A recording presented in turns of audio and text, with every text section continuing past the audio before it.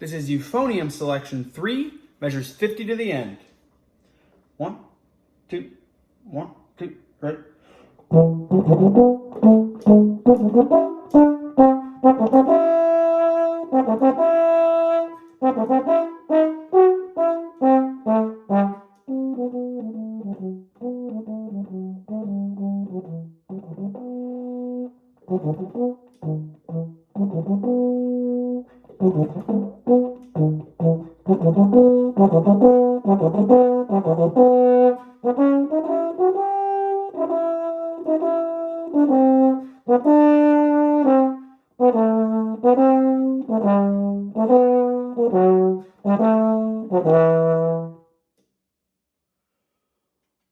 Okay, so that is there's another chunk.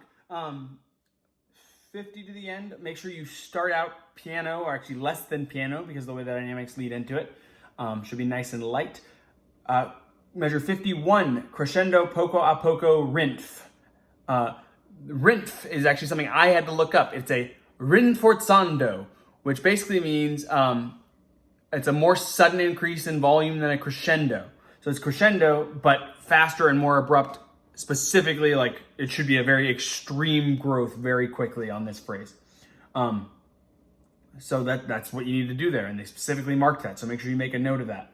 Very, very sudden increase in volume at 51, or well, growth in volume, not just a sforzando.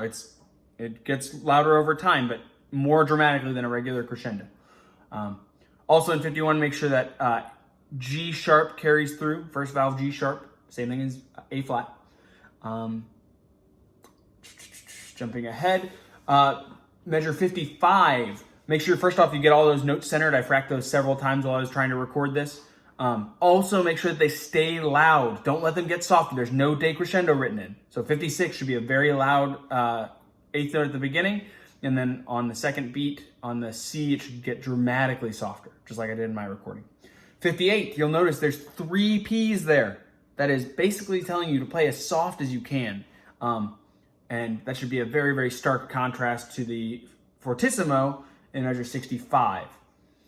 In measure 59, make sure that the D sharp, same as E flat, carries through the measure, because that leads you back into the E in measure 60.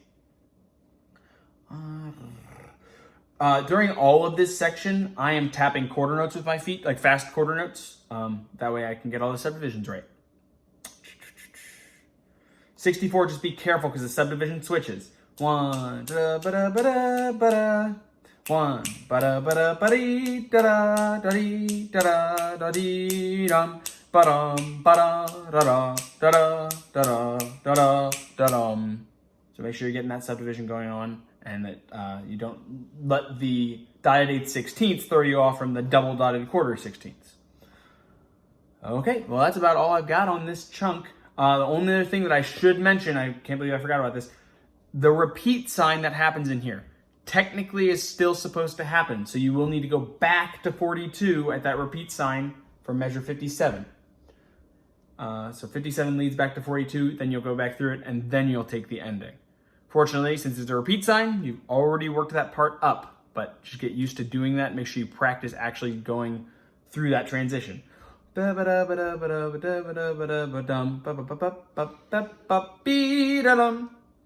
sure you practice actually going back to 42. That's all I've got to say for now. Happy practicing.